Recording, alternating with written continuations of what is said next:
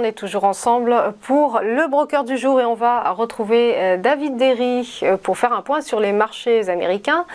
Des marchés, David, plutôt timorés ces derniers temps. Exactement, des marchés plutôt calmes mais qui continuent à monter. On le voit depuis la mi-mars, on a des marchés qui remontent bien. Là, on le voit à l'écran, on a un Dow Jones qui dépasse désormais les 34 000 points, un S&P qui dépasse quant à lui les 4 150 points et un Nasdaq qui repasse au-dessus des 13 000 points. Donc, on suivra comment ça évolue, mais on voit en tout cas depuis la mi-mars des marchés qui, comme je le disais, repartent bien. Et puis là, on arrive aussi en pleine session et en pleine période de résultats. Donc, on suivra ça aussi avec grande attention. On a eu les banques qui ont commencé à annoncer leurs résultats. On y reviendra un peu plus tard, mais les résultats ont été plutôt bons pour les banques, malgré ce qui s'est passé il y a quelques semaines avec la Silvergate Bank. Et donc, on a des marchés qui continuent à monter pour le moment, qui sont, comme vous l'avez dit, assez timides, mais qui continuent leur hausse. Par exemple, hier, le Dow Jones il gagnait 0,30%, le S&P gagnait 0,33% et le Nasdaq gagnait 0,28%. Donc, on suivra ça avec attention, mais en tout cas, des marchés qui, depuis la mi-mars, continuent leur hausse. Maintenant, ce qu'on suivra aussi avec attention et ce qu'on attend, c'est de savoir ce que fera la Fed lors de leur prochaine réunion et on anticipe normalement une hausse des taux de 0,25, donc de 25%. Et donc on suivra tout ça avec grand intérêt. En tout cas, des marchés qui reviennent à des niveaux plutôt hauts sur l'année, parce que par exemple, si on regarde le Dow Jones, on est presque au niveau les plus hauts de 2023. Pareil sur le S&P et le Nasdaq, donc des marchés qui repartent bien pour le moment. Alors, le marché va attentivement, évidemment, regarder la poursuite des publications des résultats trimestriels. Une soixantaine de grosses cotes sont concernées.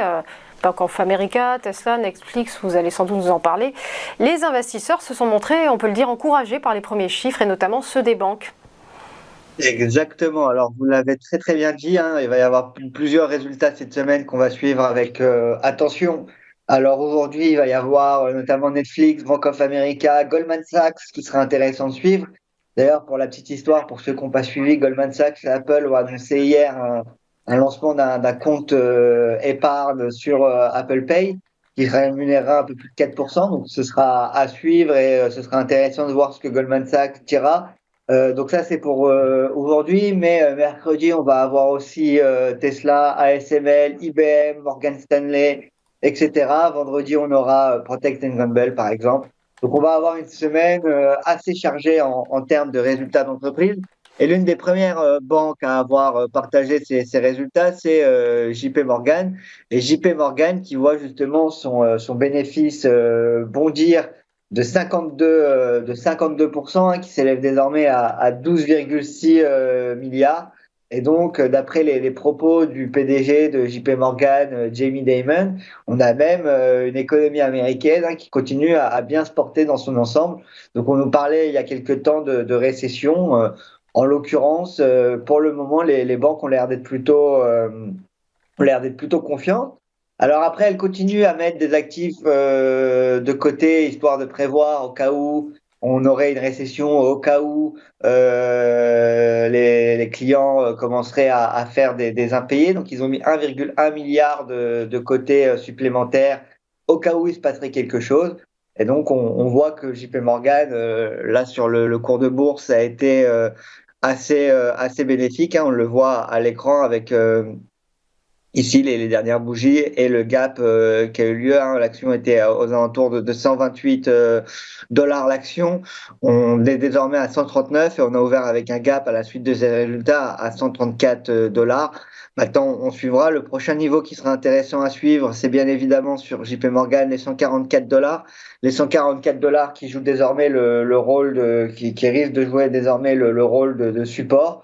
Et donc, si on vient casser ces niveaux, après, on pourrait même revenir un peu plus haut avec le prochain niveau à regarder qui sera au niveau des 159, 160 dollars pour JP Morgan. En tout cas, comme je le disais, donc le JP Morgan qui réalise des résultats assez satisfaisants avec le chiffre de la banque d'affaires qui lui augmente de 25% pour atteindre 38,3 milliards de dollars.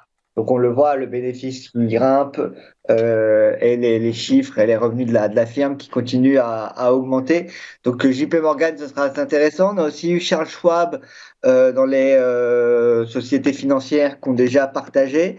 Et là, pareil, on a des résultats qui sont plutôt corrects. Alors la seule chose qui déçoit un peu les investisseurs sur Charles Schwab, c'est le fait que les dépôts bancaires soient en baisse. On perd à peu près 10% en dépôt bancaire par rapport au début d'année.